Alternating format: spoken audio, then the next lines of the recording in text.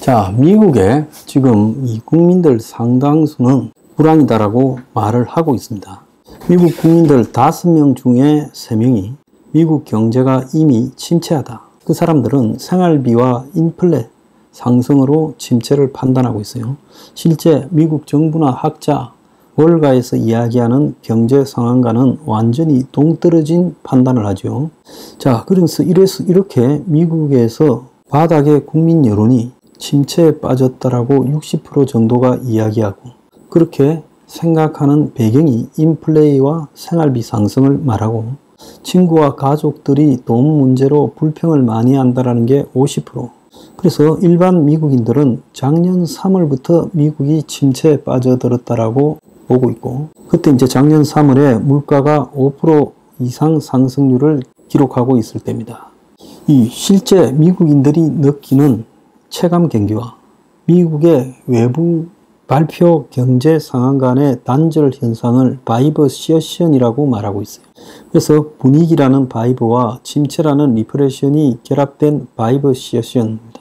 그래서 국민 일반은 제가 평소 이야기하던 것처럼 매우 비관적인 경제 상황에 빠져 있고, 또 미국의 공식적인 발표는 경제 상황이 좋다는 거예요.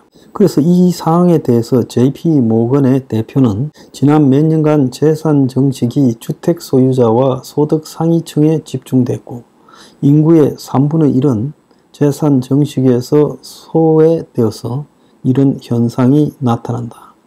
저소득층은 오르는 렌트비를 감당을 못하고 있고, 겉으로는 좋아 보이지만 속 안을 들여다보면 가진 자들과 가지지 못한 자들의 차이가 급격하게 벌어지고 있다라고 말을 하고 있습니다. 자, 이런 기사도 나왔어요. 숨만 쉬어도 미국에서 한 달에 900만 원 날아간다.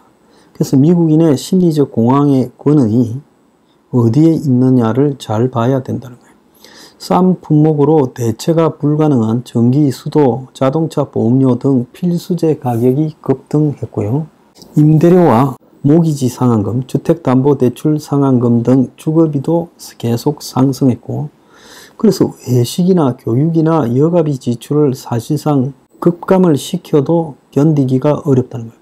어린 자녀들을 둔 경우 공교육 대상이 아닌 어린이집 비용이 월 1200달러에서 16,800달러로 올랐다는 거예요. 그래서 미국인들이 중산층 이하가 삶이 피폐해져서 국가에 대한 애국심이 남다르던 미국인들이 국가를 원망하고 있는데, 코로나를 겪으면서 국가를 살린다는 핑계로 발권국 지위를 남용해서 달러를 마구 풀어서 받을 때는 좋았지만 펑펑 2, 3년 쓰고 나니 화폐 가치 하락으로 물가 상승이라는 현실을 맞이하게 됐다. 제가 여러분들한테 작년, 재작년, 최근에 한 3년간 미국이 돈을 워낙 많이 풀어서 그 인플레로 서민이 고통받고 있다라는 걸 지적했죠. 딱 그대로 보도하고 있는 거예요.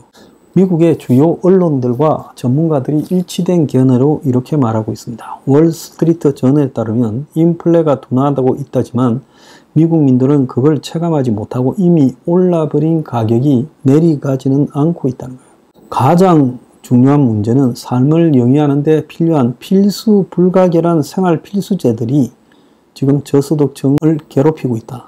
주택 임대료와 전기 수도 요금이 2년간 10% 올랐고, 대중교통이 부실한 미국에서 필수품인 자동차 보험료는 40% 올랐고, 외식비가 오르면 집에서 먹으면 되고 자동차 가격이 오르면 중고차를 몰면 되지만은, 이런 수도, 가스, 보험료 등이 오르면 그 상승폭을 어떻게 할 방법이 없다는 거예요. 실제 자동차, 중고차, 기름값, 영상 구독료, 비행기 티켓 등은 지난해보다 내려갔지만은 이것은 선택제지 필수제가 아니라는 거예요. 그래서 미국 버지니아 공대 경제학과 교수 데이비드 비에리는 생필품을 더 싼 것으로 대체할 수 있는지에 대한 한계가 점점 줄어들고 있고, 최근에 미국 버지니아주의 한 목사 가족은 여름 한 달 동안 500달러가 넘는 전기 청구서를 받았다는 거예요. 결국 전기요금을 낮추려고 가전제품을 바꾸고 전등 끄기 운동을 하고 있다는 거예요. 그런데도 이 주택 파손을 위한 보험은 낮출 수가 없다는 거예요. 그래서 미국에서 나무로 지은 목조주택이 50년 넘으면 언제 어디가 고장날지 몰라 이 폭탄 같은 최소 수천만 원의 수리비가 든다는 거예요. 자, 이 목사는 전 1,700달러 주택보험을 들고 있는데 최근에 300달러나 이 주택보험 가격이 올라갔어요.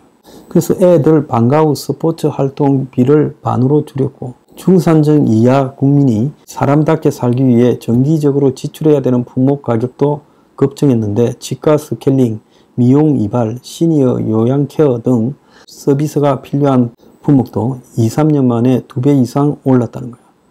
그래서 어차피 사람이 할 수밖에 없고 그들도 자기 경제 생활을 해야 되니까 오른 물가에 대처하기 위해서 인적 서비스 가격을 2배를 올린 거예요.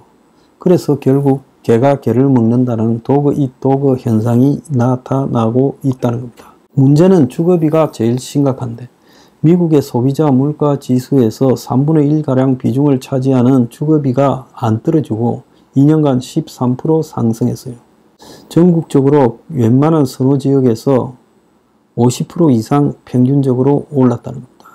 임대료나 모기지 상한액이 3,000달러인 가구가 2년 만에 13% 오른 현실은 내 호주머니에서 은행 계좌로 400~500달러가 그냥 사라지는 거란 거예요. 자, 그 50만 원도 넘는 돈은 외식이나 스포츠, 놀이동산 갈 기회가 사라졌고요.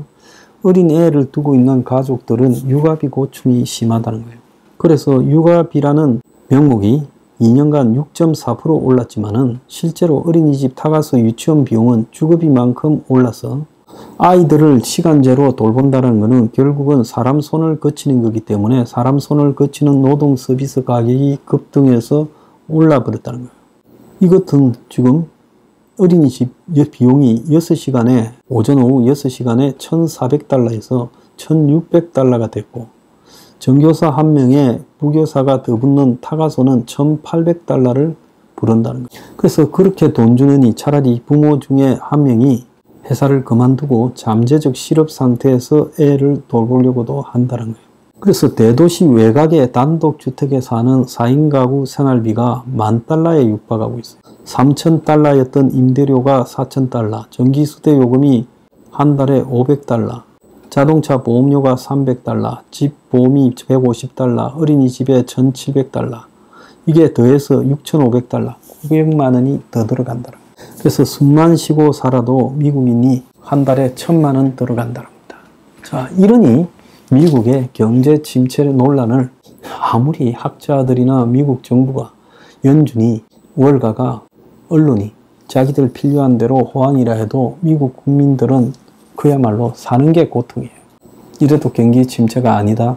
기가 찬 이야기입니다.